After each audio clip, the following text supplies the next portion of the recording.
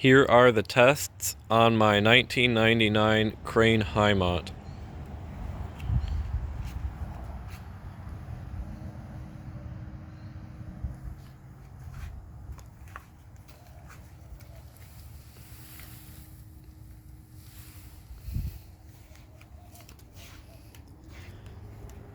I set it to the water line stamped in the tank, and I have it using a water-saving flapper because this toilet was designed for 1.6 gallons, and although I don't actually know what the original flapper was like, I guarantee that this whole tank holds more than 1.6.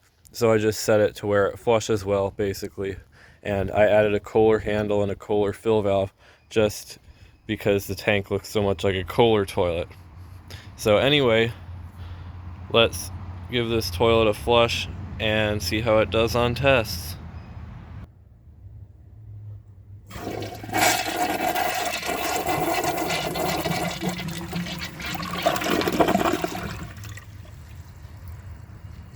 Honestly, the flush is not bad. The only complaints I really have so far are, of course, the small trapway, and the bowl rinse doesn't look very good. Also, the low water level. So, for the first test, let's see if it can take a washcloth.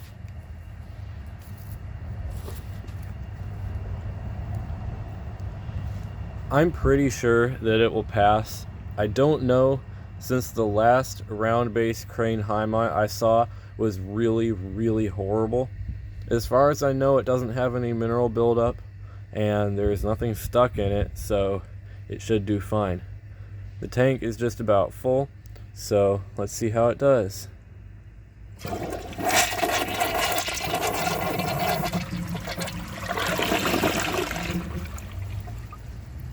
It did perfectly.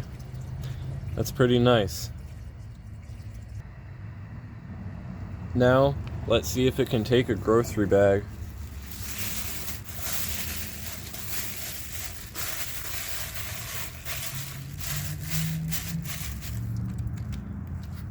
I really don't think it will pass.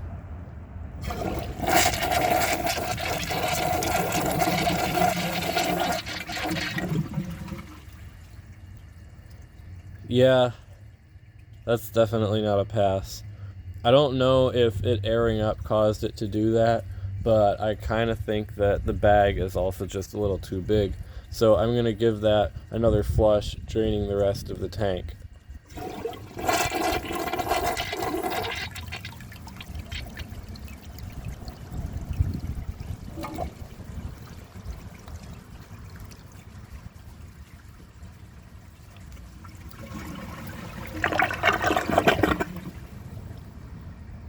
Yeah, so I'd blame that on the bag airing up, which is why I am going to try that test again.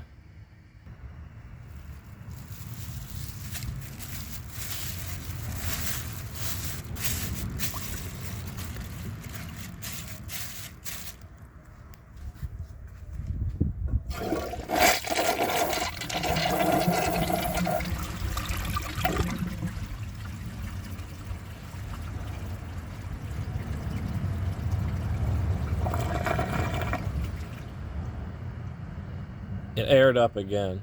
I don't know why. It usually doesn't do that, and it hasn't done it on my other toilets because I cut holes in the bag specifically so it wouldn't air up. I guess I didn't cut enough of them in this one, so I'm going to do a press and release on a partial tank, which I don't think is going to get it anywhere.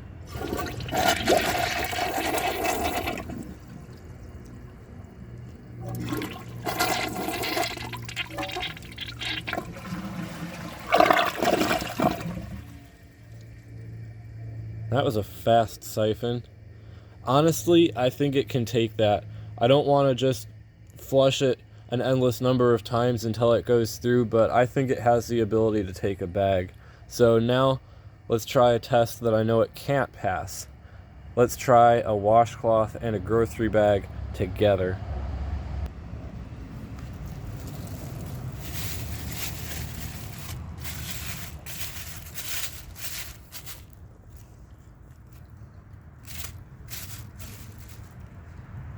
The trapway opening is simply just too small to pass this.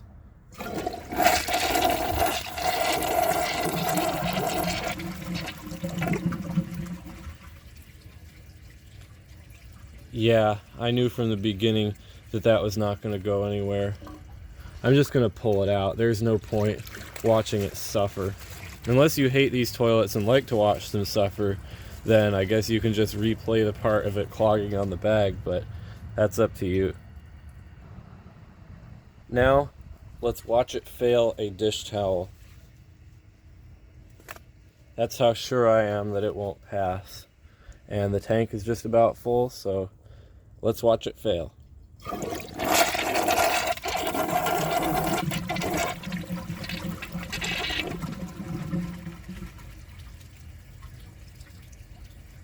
I'd say that it did better than the ProFlow gel pen because at least it moved the cloth towards the trapway opening, and that one just kind of left it sitting on the bowl. That really was a terrible toilet. I still have it, so technically it is still a terrible toilet, not was. So I don't really see a point trying this again. It's just going to fail until I give up. So now let's see how it flushes on a clogged siphon jet. But first, I have to clear the rim jets because there are a little bit of minerals in those jets, and I should have done this before, but I want to make it perfect for the flush tests, so I'll be right back after I clear those out. So after a little bit of cleaning, I discovered that the rim jets definitely needed it, but I don't really think that it would have affected the flush. However, something that might have affected the flush was the flush handle nut that is stuck in the siphon jet. I didn't see that before, and it didn't seem to affect anything, so I'm not going to redo the video or anything like that, but that is just something to know. That might have been why it swirled more. So now, let's see how it flushes with a clogged siphon jet.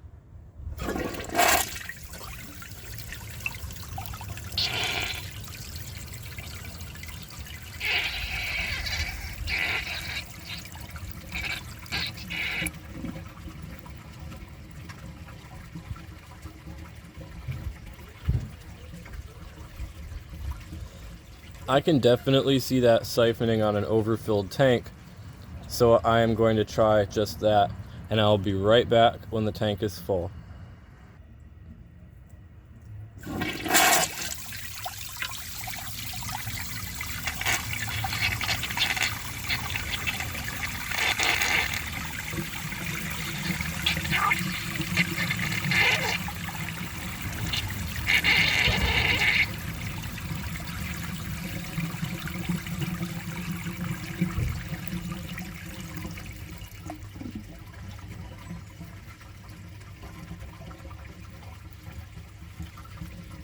That's actually kind of disappointing, honestly. However, when I test this thing on a high tank, it doesn't matter how disappointing it is now because it'll be epic then. So stay tuned for that in a week. But that's that. So now let's see how it does on dirt. We had a lot of rain and the ground is still very wet. So I dug a bunch of dirt and laid it all out on a piece of cardboard so it could dry in the sun and so that I could give you guys a good dirt test. And I think this is more dirt than I usually use, so I'm not going to put the whole thing in. It seems like that's about how much I normally do. I'll just shake a little bit more.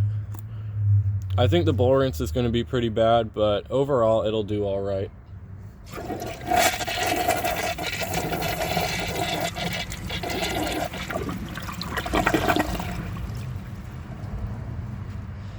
Keep in mind there is still a flush handle nut in the siphon jet, which is why it flushed a little bit differently than you saw on the first flush. So as you can see, it left this fog around the sides. Water did go over that, but I don't know why it didn't remove it. As for the rinse itself, it seems to have done pretty well, except for that. There is a problem with this jet. I was noticing that when I cleared it, or when I was clearing the other jets, is that there's something wrong with the jet right here. I can't tell if it's clogged or just not punched at all. But I'd say the rinse is actually really good.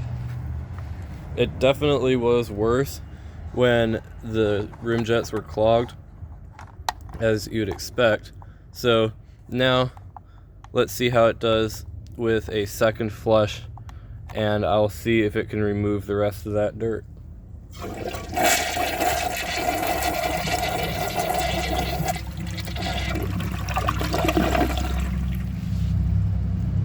That flush handle nut is pretty aggravating. I wish it wasn't in there. But I managed to get 2 of them out of a Glenwall. Yeah, there were 2 of those flush handle nuts stuck in the siphon jet of my 1974 American Standard Glenwall. So I'm pretty sure that if I shake it just right, I can make it go up the siphon jet passage, back through whatever this is, through the rim, and then out the spud. So I guess wish me luck on that. But anyway, that is all for these tests. If you enjoy my videos, please subscribe and turn on notifications. It helps my channel a lot and I really appreciate it. Thanks for watching, and see you guys in the next video.